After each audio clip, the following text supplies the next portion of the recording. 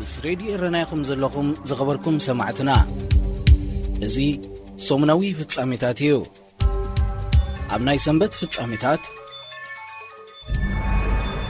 كتبا إرترا وديقوا كابزلو درجة أبزي عامة 2022 نا 4.8 ميتاويت عبيت كرئ كمزغل نتصاب أهقراو معكن جنزب وي IMF بموكاس Investment Monitor سبالة مربب زينا أب 14 تقرب زرقو سفيو عنك اتساك أليحو أب عامة 2021 كتبا إرترا ب2.9 ميتاويت كمز تسأز ملكة تتصاب أبز عامة زي متأناو عبيت كرئيو زبل تنبيت زوهابو زلو أب عدنا زلو تصفاتات أب قمت بمئتاو مخانو IMF أسميرو بمسرد قمقامتي هاقراوي فاينانساو تكال هلو كتبا إرترا أسات 2.48 بليون دولار يبتصح كاب 2014 ناتحيزو ببعامتو كون قلقل زتصنح جاملا أوتوت إرترا مثل بدا كورونا فيروسن ورار عسلم بطان تتاحيزو أب 2020 توساخي بادو نتبشدشي ميتاوي توريدو أبز عامت زيا عامتاو جاملا أوتوت نفس وكف أبال سدرا 678 دولار كبتصح تقمقيمو كمزلو زملكته Investment Monitor بزا هزي إرترا حنتي كابز دقيا هاقرات عالم كوينا كمتغتصل دمديموم إذا هزي نامناي معلتاو أوتوت كمكالن كولو أتاو نفس وكف أبال سدرا 2 دولار ون كبتصحي كالن بانك عالمنا هقراو معكن جنزبن بزغمتو ممزنيتات عامتاوي تحتي 2 دولار تراي أتاو زلوم سبات أب تحتي مسمار دخلنات كم زنبرو يملكت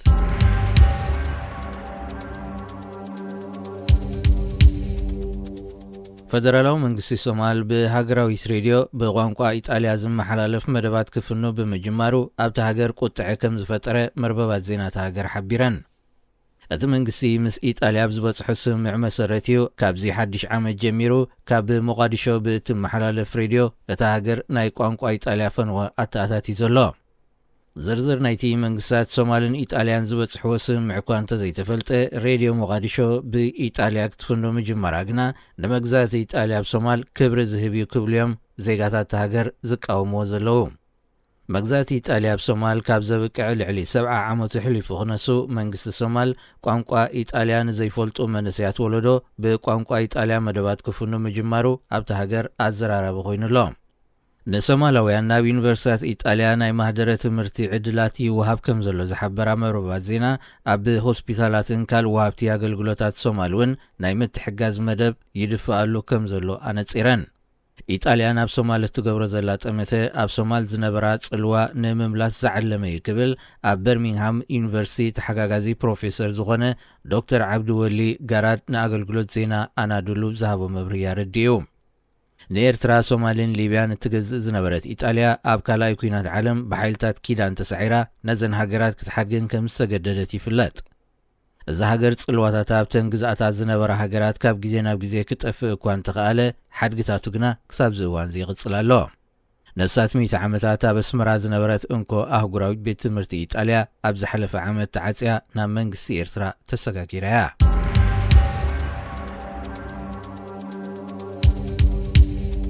بريزيدنت زيمبابوي إمرسون منانغاغوا نسلسة غنى صنح عامتاو عرفتي كوسد حرموسانو سلطانو نمغتلو واركيبوم أذي بريزيدنت كساب حموش لكاتي تاب عرفتي كم صنح زمل كتبت صحفتو مغتلو كونستانتينو تشوينغا ملو حلافنا تركيبو بجزياونت هاجر كمرح سلطان توهيبو كم زلونة سيروم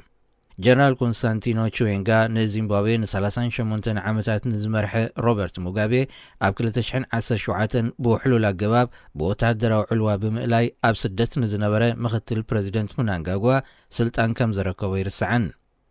مس موغابي تسحاحبو أب دوب أفريقيا أب سدت زنبرة إمرسون منانغاغوا ناب زيمبابوي تملسو بريزيدنت مسكونة نتي علوا زمرح تغلال حلقة ساب سراويت هاجر جنرال كونستانتينو تشوينغا كاب سراويت بطروتا بمفناو مختلو جيروا أتي بريزيدنت أبني عرفت جزيو أب هاجرو زيمبابوي كم تصنحي تحبيروم بملكب زم حدرا هاجرات بفلاي دما أب هاجرات أفريقيا مرحتي نعمتا وعرفتي سلطانهم بجزيو نتكركبو لمتريوم الزي مخانو بريزيدنت زيمبابوي وسيدو زلو سقومتي أتكرو معكنات زين عالم سحيبي ركاب مس راديو رناكم زلكم زخبركم سمعتنا ازي سومناوي فتصاميتاتيو أب نايسوني فتصاميتات مسكونات تግራይ ተተሓሒዙ ኣሜሪካን ኢትዮጵያ ካብ ቀረጽ ነጻ ዝኾነ ሰደድ ዘተባብዕ ንግዳዊ ስምምዕ ኣገዋ ክስርዛም ውሳና 64 ሚእታዊት ቆርበትን ፍርያት ቆርበትን ተሃገር ክልኣኽ ከም ዘይከኣለ ንሚኒስተር ኢንዱስትሪ ብምጥቃስ ዘ ሪፖርተር ሓቢሩ። ሚኒስተር መላኩ ኣለበል ካብ ወጻእ ሃገራት ንዝኣተው ዜጋታት ኢትዮጵያ ኣብ ዝተዳለወ ናይ ወፍርን ንግድን ዘተ ኣብ ዘስምዖ መደረ ነዚ ከም ዝገለጸ እቲ ምንጪ ኣፍሊጡ 78 ሚእታዊት ናይቲ ኣብ ኢትዮጵያ ዝፈሪ ቆርበትን ከም ጫማ ቦርሳን ካልእን ዝኣመሰለ ፍርያት ቆርበትን ናብ ኣሜሪካ ክልኣኽ ምጽንሑ ሚኒስተር ኢንዱስትሪ እኳ እንተጠቐሰ ብዝሑ ብኣሃዝ ግና ኣይነጸረን። ነዚ ዝሓለፈ 20 ዓመታት ኢትዮጵያ ካብ ቀረጽ ነጻ ዝኾነ ቆርበትን ፍርያት ቆርበትን ከምኡ ድማ ዓለባታት ናብ ኣሜሪካ ክትልእኽ ምጽናሓ ይፍለጥ። መንግስቲ ኢትዮጵያ ኣብ ትግራይ ዝካየድ ዘሎ ኩናት ብፖለቲካዊ ዘተ ክፍታሕን ህጹጽ ሰብኣዊ ረድኤት ብዘይ ዕንቅፋት ናብ ክልል ትግራይ ክበጽሕን ዝርከቦ ነጥብታት ዝሓቆፈ እማመታት ምምሕዳር ባይደን ክቕበል ብዘይምኽኣል እዩ ኢትዮጵያ ካብ ንግዳዊ ስምምዕ ኣገዋ ተሰሪዛ ዘላ። ምስራስ ትስምዕ ካብ ባሕቲ ጥሪ 2022 ኣብ ግብሪ ምስ ወዓለ ድማ ኢትዮጵያ ን64 ሚእታዊት ቆርበትን ፍርያት ቆርበትን ንሰደድ ክትልእኾ ከም ዘይከኣለት ገሊጻ። ኣብ 2000 ዓመተ ምህረት ዝተመስረተ ኣገዋ ኣብ ትሕቲ ሰሃራ ንዝርከባ ሃገራት ኣፍሪቃ ወፍርን ቁጠባን ንምዕባይ ክሕግዘን ተባሂሉ ፍርያትን ብዘይ ቀረጽ ናብ ኣሜሪካ ክልእኻ ዘተባብዕ ናይ ንግዲ ስምምዕ እዩ። ኢትዮጵያ ካብዚ ነጻ ናይ ንግዲ ስምምዕ ኣገዋ ዓመታዊ ኣስታት $200 ሚልዮን መኽሰብ ክትረክብ ምጽናሓ ጸብጻባት ንግዲ የመልክቱ።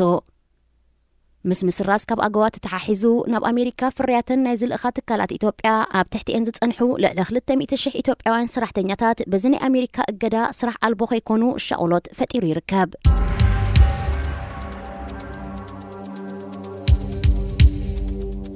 ኣፈኛ መንግስቲ ሶማል መሐመድ ኢብራሂም ሙዓሊሙ ብሰንበት 16 ጥሪ ዝተኻየደሉ ርእሰ ቅትለታዊ መጥቃዕቲ ከም ዝቆሰለ ማዕከናት ዜና መንግስቲ ኣፍሊጠን።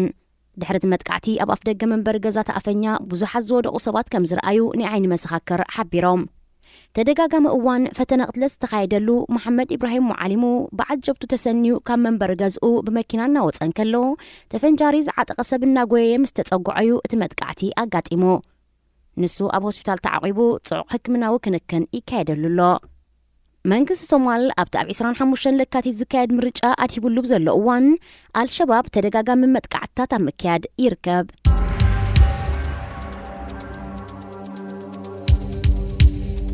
ሃገራት ወሽመጥ ዓረብ ኣብ ጽዑቕ ሓባራዊ ወተሃደራዊ ልምምዳት ተጸሚዳን ይርከባ።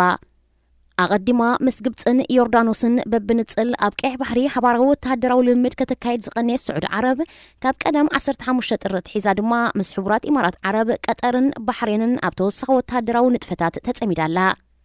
እቲ ኣብ ምብራቃዊ ሸነኽ ስዑድ ዓረብ ዝካየድ ዘሎ ሓባራዊ ወተሃደራዊ ልምምድ ሃገራት ወሽመጥ ዓረብ ግብረ መልሲ ናይቲ ኢራን ኣብ ክልል ማያት ወሽመጥ ከተካይዶ ዝቐነየት ወተሃደራዊ መናወራታት ምዃኑ ተንተንቲ የረድኡ። ኣብዚ ኣብ ስዑድ ዓረብ ዝካየድ ዘሎ ሓባራዊ ወተሃደራዊ ልምምድ ሓይልታት ምድሪ ባሕርን ኣየርን ይሳተፉ ምህላዎም እኳ እንተተጠቕሰ ብዝሒ ግና ኣይተገልጸን። ሓይልታት ሕቡራት ኢማራት ዓረብ ካብ 9 ክሳብ 14 ጥሪ ጽዑቕ ወተሃደራዊ ልምምድ ድሕሪ ምክያዶም እዮም ናብ ስዑድ ዓረብ ንተወሳኺ ሓባራዊ ወተሃደራዊ ልምምድ ተዋፊሮም ዘለዉ። ኣብ ምጅማርቲ ሓባራዊ ወተሃደራዊ ልምምድ ምክትል ሚኒስተር ውሽጣዊ ጉዳያት ስዑድ ዓረብ ስዒድ ቢን ዓብዱላ አልቃሕታኒ ዝርከብዎም ሰበስልጣን መንግስትን ኣዘዚ ሰራዊትን ከም ዝተረኽቡ ኣገልግሎት ዜና ስዑዲ ጸብጺቡ። እቲ ድሕነት ወሽመጥ ዓረብ 3 ዝተሰመየ ንሳልሳይ እዋኑ ዝካየድ ዘሎ ልምምድ ኣብቲ ዞባ ከጋጥም ንዝኽእል ተጻብኦታት ንምምካት ከም መዳለዊ ዝሕግዝ ምዃኑ ስዑዳዊ ጀነራል ሻይ ቢን ሳልም አልዋዲኒ ኣብቲ ኣጋጣሚ ገሊጹ። እቲ ልምምድ ንክንደይ መዓልቲ ከም ዝጸንሕ ኣይተነጸረን። ምስ ሬድዮ ኤረና ይኹም ዘለኹም ዝኸበርኩም ሰማዕትና እዚ ሰሙናዊ ፍጻሜታት እዩ። ኣብ ናይ ሶሉስ ፍጻሜታት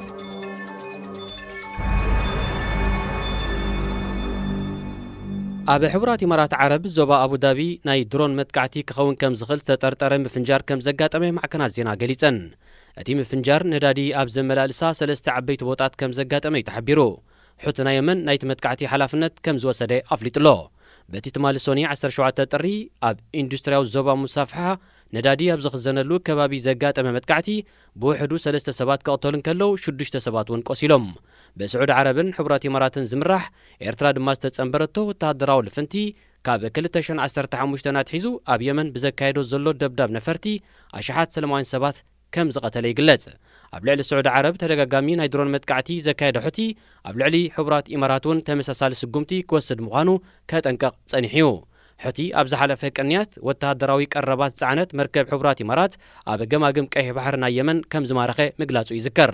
ሕቡራት ኢማራት ዓረብን ስዑድ ዓረብን ብወገነን እታ መርከብ ሰብኣዊ ሓገዛት ጻዕነት ምዃና ብምጥቃስ ሕቲ ብዘይ ቅድመ ኩነት ክፍንዋ እንተዘይኪኢሉ ወተሃደራዊ ግብረ መልሲ ክህባሉ ምዃነን ኣመልኪተን። ኣብ ዘዋን እዚ ካብ ኢራን ክመጽእ ንዝኽእል ተጻብኦታት ንምምካት ኣብ ምብራቓዊ ሸነኽ ስዑድ ዓረብ ኣብ ልእምት ዝርከባ ሃገራት ወሽመጥ ዓረብ ነዚ ሕቲ ኣብ ልዕሊ ዒላማታት አቡዳቢ ኣካይዶ ዝበሎ መጥቃዕቲ መልሲ ክህባሉ ተጽቢት ይግበር።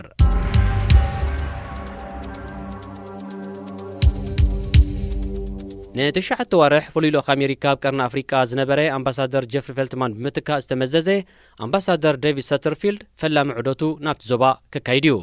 ሓድሽ ፍሉይ ልኡኽ ኣሜሪካ ኣብ ቀርኒ ኣፍሪቃ ኣብ በኹሪ ዕደቱ ናብ ካርቱምን ኣዲስ ኣበባን ክበጽሕ ምዃኑ ክፍሊ ጉዳያት ወጻኢ ኣሜሪካ ኣፍሊጡ። ተሓጋጋዚት ጸሓፊ ጉዳያት ወጻኢ ኣሜሪካ ሞሊ ፊውን ምስቲ ፍሉይ ልኡኽ ብሓባር ኣብ ሰሙን እዚ ናብዘን ሃገራት ዕደት ብምክያድ ምስ ዝተፈላለዩ ሰበስልጣን ክዝትዮም።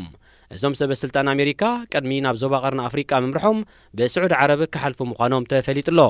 ቀንዲ ዛዕባ ዑደት ሰበስልጣን ኣሜሪካ ኣብ ህልው ኩነታት ኢትዮጵያን ተጀሚሩ ዘሎ ዝርብን ንሱዳን ገጢምዋ ዘሎ ብድሆታት ዴሞክራስን ዘተኮረ ምዃኑ ዲፕሎማሰኛታት የረድኡ። ብፍላይ ኣብ ትግራይ ዘሎ ኩናት ብፖለቲካዊ ዘተ ክፍታሕን ህጹጽ ረድኤት ንዘድልዮም ሚልዮናት ሰባት ድማ ብዘይ ዕንቅፋት ክባጽሕን ኣሜሪካ ብቐዳምነት ኣተኩሮ ሂባቶ ዘላ ኣጀንዳ ዞባ ቀርኒ ኣፍሪቃ ምዃኑ ይፍለጥ። ፕረዚደንት ጆ ባይደን ዝሓለፈ ቀንያት ንቀዳማይ ሚኒስተር ኢትዮጵያ ኣብይ ኣሕመድ ብቴሌፎን ኣብ ዘዘራረበሉ እውን ኣብዚ ነጥቢ እዚ ዘተኮረ ምንባሩ ቤተ መንግስቲ ኣሜሪካ ገሊጹ እዩ።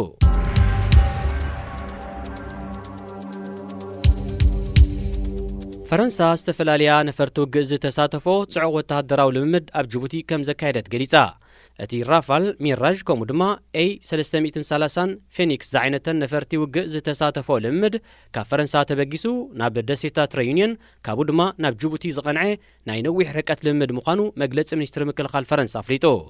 ኣብቲ ዝሓለፈ ሰሙን ኣብ ጅቡቲ ከም ዝተኻየደ ዝተሓበረ ወተሃደራዊ ልምምድ ፈረንሳ ልዕሊ 300 ኣባላት ሓይሊ ኣየር ከም ዝተሳተፉ ተሓቢሩ። ጅቡቲ ነቲ ስርሒት ሽክራ ዝብል ወተሃደራዊ ኮድ ዝተዋህቦ ልምምድ ዝመችእ መልክዓ ምድሪ ስለ ዘለዋ ከም ዝተመርጸ ዝተቐሰ መግለጺ ሚኒስትሪ ምክልኻል ፈረንሳ ኣካል ናይቲ ክልቲአን ሃገራት ኣብ 2011 ዝኸተሞ ወተሃደራዊ ውዕላት ምዃኑ ኣስሚሩሉ። ኣብ ጅቡቲ ኣስታት 1500 ወተሃደራት ፈረንሳ ዓስኪሮም ይርከቡ። ሬድዮ ኤረና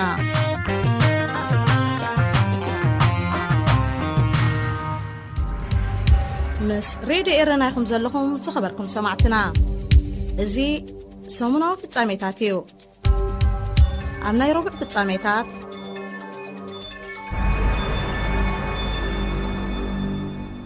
እስራኤል ካብ 2019 ናትሒዛ ዳግም ክትሪኦ ካብ ዝጀመረት ጉዳይ ሓተቲ ዕቑባ ናይ 98.5 ሚእታዊት ኤርትራውያን ጉዳይ ከም ዝነጸገት መርበብ ሓበሬታ ሃረጽ ሓቢሩ። በመሰረት መርበብ ሓበሬታ መንግስቲ እስራኤል ናይ 2400 ሓተቲ ዕቑባ ደጊሙ ክምርምር እንከሎ ናይቶም 1063 ውሳነ ሂቡሉ። ይኹን እምበር ብዘይካ ነቶም 16 ናይ ካልኦት ብምሉኡ ነጺግዎ። መንግስቲ እስራኤል ኣማኻሪት ኮሚቴ ንሚኒስትሪ ውሽጣዊ ጉዳያት ከይመርመረቶ ኤርትራውያን ንዘቕረብዎ ሕቶ ፖለቲካዊ ዕቑባ ብእኩብ ከም ዝነጸገዩ ሃረጽ ብተወሳኺ ተሓሳሲቡ።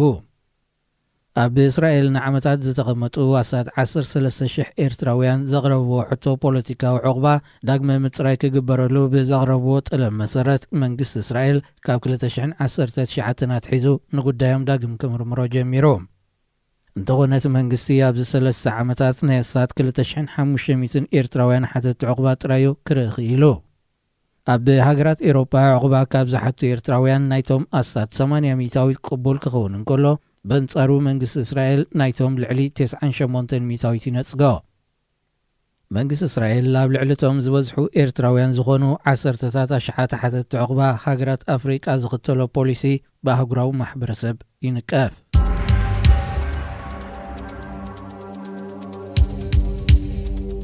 ኣብ ሱዳን ናንጻርቲ ስልጣን ብሒቱ ዘሎ ወተሃደራዊ ጉጅለ ኣብ ዝቕጽል ዘሎ ህዝባዊ ተቃውሞ ብሶኒ 17 ጥሪ ብውሕዱ 3 ሰባት ከም ዝቐትሉን ሓያሎ ከም ዝቆሰሉን ሰሞያ ጥዕናታ ሃገር ኣረጋጊጾም።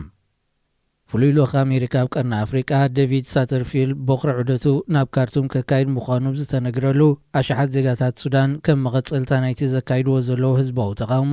ናብ ከተማ ካርቱም ብምውሓዝ መስርሕ ሲቪላዊ መሰጋገር መንግስቲ ክበራበር ጠሊቦም። እቶም ማሳት 2 ኪሎሜትር ዝንውሑ ጽዑቕ ሰልፊ ዘካየዱ ሱዳናውያን ኣብ ኣድልዮም ንዝርከብ ኣውራ ጎደናታት እዮም ዓጽዮም ውዒሎም። ቀዳማይ ሚኒስትር ሱዳን ነበር ዓብደላ ሐምዶክ ኣብ 2 ጥሪ ስልጣኑ ካብ ዝሓድግ ስልጣን ብሒቱ ዘሎ ወተሃደራዊ ጉጅለ ዛጊት መሰጋገሪ መንግስቲ ንምቋም ካልእ ኣማራጺ የቕረበን። ብጀነራል ዓብደልፋታሕ አልቡርሃን ዝምራሕ ወተሃደራዊ ጉጅለ ሱዳን ኣብ 2023 ዴሞክራሲያዊ ምርጫ ክካየድ ምዃኑ ይገልጽ እዩ። እንተኾነ ህዝቢ ሱዳን ናብቲ ጉጅለ እምነት ከም ዘይብሉ ብምርግጋጽ ሲቪላዊ መሰጋገሪ መንግስቲ ብዝቐልጠፈ ክቐውም ይጠልብ ኣሎ። 2 ወርሑ ቁፂሩ ዘሎ ዳግም ኣብ ዝተባርዐ ህዝባዊ ተቃውሞ ሱዳን ብሓይልታት ጸጥታ ናይ ዝተኸትሉ ሰልፈኛታት ብዝሒ ኣሳት 70 በፂሑ።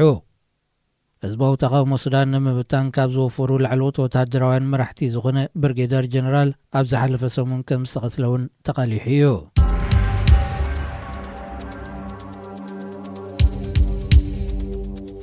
ሕቡራት ኢማራት ዓረብ ከም ግብረ መልሲ ናይቲ ሑቲ ዝፈነወላ ናይ ድሮን መጥቃዕቲ ኣብ ርእሰ ከተማ ሰንዓ ናይ ነፈርቲ ደብዳብ ኣካይዳ። በቲ ብሰኒ 17 ጥሪ ዝተኻየደ ደብዳብ ብውሕዱ 11 ሰባት ከም ዝተቐትሉ ንሰራሕተኛታት ሕክምና ብምጥቃስ አልጀዚራ ሓቢራ። ነፈርቲ ውግእ ኣብ ከተማ ሰንዓ ሰላማዊ ህዝቢ ኣብ ዝነበረሉ ህንጻታት ቦምባታት ከም ዘዝነባ ዝሓበሩ ናይ ዓይኒ መሰኻኽር ኣብ ፍርስራስ ናይቲ ዝዓነው ኣባይቲ ዝተደፍኑ ክህልው ከም ዝኽእሉ ኣመልኪቶም። ሑቲ ብሰኒ 17 ጥሪ ኣብ አቡዳቢ ብዘካየዶ ናይ ድሮን መጥቃዕቲ ብውሕዱ 3 ሰባት ክቐትል እንከሎ ኣብታ መሻርክቲ ስዑዲ ብምዃን ኣብ ኩናት የመን ተጸሚዳ ትርከብ ሃገር ስምባደ ከም ዝፈጠረ ተገሊጹ። ነዚ በዝሒ ስትራቴጂያዊ ገዳስነት ዘለዎ ከባቢታትን ገማግም ቅሒ ባሕርን የመን ተቆጻጺሩ ዝርከብ ሑቲ ኣብ ልዕሊ ስዑዲ ዓረብ እውን ተደጋጋሚ ናይ ሚሳይላትን ድሮንን መጥቃዕትታት መክያዱ ይርስዓን። ብፍላይ ኣብ 8 መጋቢት 2021 ዒላታት ነዳድብ ዝርከበሉ ከባቢታት ስዑዲ ዓረብ ኣብ ዘካየዶ መጥቃዕቲ ነፍርያት ነዳድታ ሃገር ንመዓልታት ከም ዘሰናኸለ ይዝካር። ምስ ሬድዮ ኤረና ይኹም ዘለኹም ዝኸበርኩም ሰማዕትና እዚ ሰሙናዊ ፍጻሜታት እዩ። ኣብ ናይ ሐሙስ ፍጻሜታት ሓደ ኤርትራዊ መንእሰይ ኣብ ዚምባብዌ ንስድራ ቤቱ ብኻራ ከም ዘጥቅዖም ማዕከናት ዜና ዚምባብዌ ሓቢረን። እቲ ኣብ ሆላንድ ተምሃራ ዩኒቨርሲቲ ምዃኑ ዝተጠቕሰ ኤርትራዊ መንእሰይ ብቐዳም 15 ጥሪ ንክልቲኦም ወለዱ ብውሕዱ 18 ግዜ ብኻራ ከም ዘወግኦም ጸብጻብ ፖሊስ ዚምባብዌ ኣፍሊጡ። ዳንኤል ፍጹም ዝተባህለ ዲፕሎማሰኛ ምዃኑ ዝተገልጸ ኣቦኡ ኣብ ኣፍ ልቡን ከብዱን ብኻራ ተወጊኡ ብኡንብኡ ክመውት እንከሎ ዮርዳኖስ ዘርኦም ዝተባህለ ታዲኡ ድማ ከቢድ ጉድኣት በፂሕዋ ኣብ ሆስፒታል ትእለላ። እቲ ብቕትለት ኣቦኡን ፈተና ቅትለት ታዲኡን ዝተኸሰሰ ኤርትራዊ መንእሰይ ኣብ 27 ጥሪ ደጊሙ ናብ ቤት ፍርዲ ክሳብ ዝቐርብ ኣብ ቀይዲ ይርከብ። እቲ ወዲ 23 ዓመት መንእሰይ ንወለዱ ብጭካነን ዘስካሕክሕ ኣገባብን ብኻራ ዘጥቃዕሉ ምኽንያት ኣይተፈልጠን።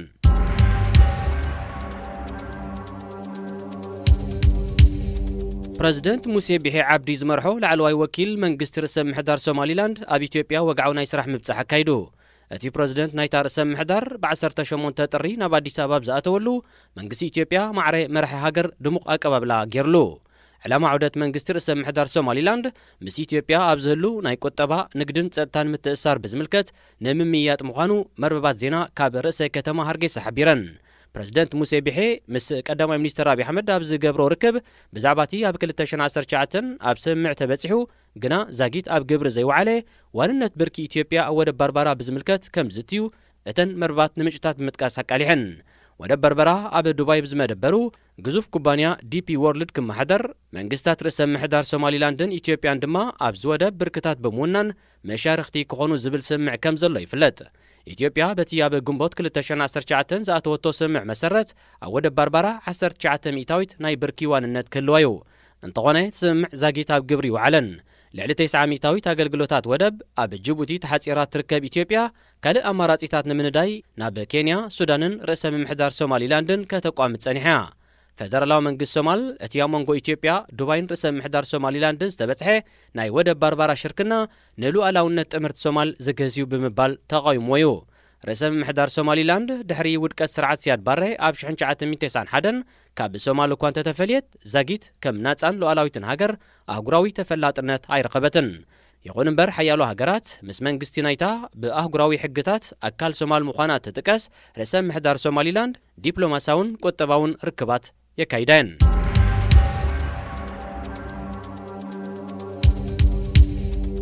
كابنا بن يوغندا كينيان أبزر مسمر ناي كوفيد يحلف ورقة التنبب مسارحيت بمبلشوا أما يتعبيت مكاين تعاقيتن كم زوعلات حبيرو بفلاي كاب ودبات كينيا ناب يوغندا ندادي زبصات حبوطات ابت مسمر بمعغاتن اب يوغندا وحدي ندادي كم زسعبه تغليصو بسنكت وحدي اب زحلفه كلته معلتات اب حيالو كتماتات يوغندا ندادي تساينو كم زوعلن ابتي زركبلو دما واغاتاتو كم زنهارن مربات زينا صبصيبن تنقتي استخست وحدي اب دوب يوغندا نتملالستي كاب كوفيد 19 نصا مخانوم زمسكر ورقه تنبب مسارحيت بمبلشوا مخانو منيستر صعات يوغندا روت نانكابيروا افليطا بسنكو مرحت مكاين اب نوي حريغا تسريعهم كصبيو سلستغددو امايت مكاين تعاقيتن اب مسمر يوغندا كينيان مچرنا كمز فترا تملكتو لبدا كورونا فيروس بحدش ملكع نيرلو اب زلو اوان حيالو هاغرات اب دوباتن ناي كوفيد مرمرا ويدما كاب كوفيد نصا مخانو زمسكر ورقه منببي مسارحيتات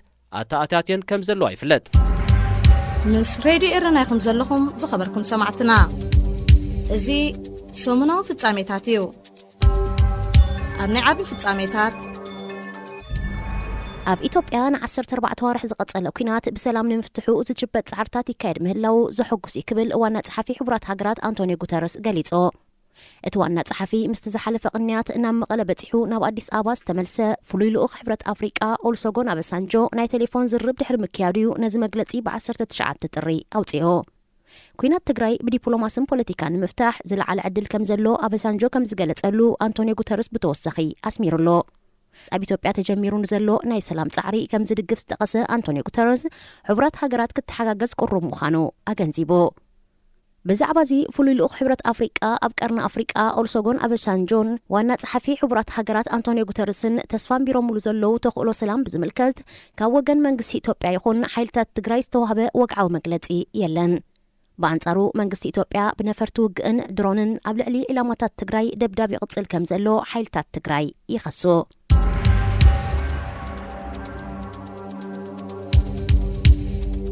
بريطانيا نزقربو حتى عقبة زي تقبلتهم سدتنيات ناب رواندا مسكواق مدب كم زلوا زجارديان أكاليعو رواندا بسمولن تاوي من بلاس كاب إسرائيل نستسوقو إيرتراوان سدتنيات كتقبل جميرة من بارا أيرسعن انت خونا اتمسرح قاونت زيبولون نحتت عقبة بمأسرتن كالئن بمفرح كمولن تاو ساني أمسيل كاستا قبروديت تنايفيو መንግስቲ ሩዋንዳ ካብ ሃገራዊ ማሕበረሰብ ጸቕጥቕ በዝሖ ምስ ጀመረ ቦለንቶኦም ዝመጹን ተዘይኮይኑ ንዝተሰጉ ከም ዘይቅበል ብምምልካት እቲ መስርሕ ደው ኢሉ 14,000 ኤርትራውያን ሓደት ዕቑባ ናብ ሩዋንዳን ኡጋንዳን ከም ዝተመልሱ ጸብጻባት የመልክቱ እንተኾነ መብዛሕትኦም ሓደገኛ ጉዕዞ ስደት ብምቕጻል ሰሃራን ማእከላይ ባሕርን ኣቋሪጾም ናብ ሃገራት ኤውሮጳ ክኣትዉ ኪሎም ኣለዉ رواندا بزيكازي أب ليبيا أب حماق كونتات نزركبو أمايت إيرتراوين سدتنياتات ناب سالسيت هاجر كساب زقعزو بجزياونت كم مسجاجر تقبلهم كم زلا إفلات منجست بريطانيا نزي أب قمة بمئتاوي وعقبان زنت أقوم سدتنياتات ناب رواندا مملاسهم وطن كم زلوا زسمع زلوا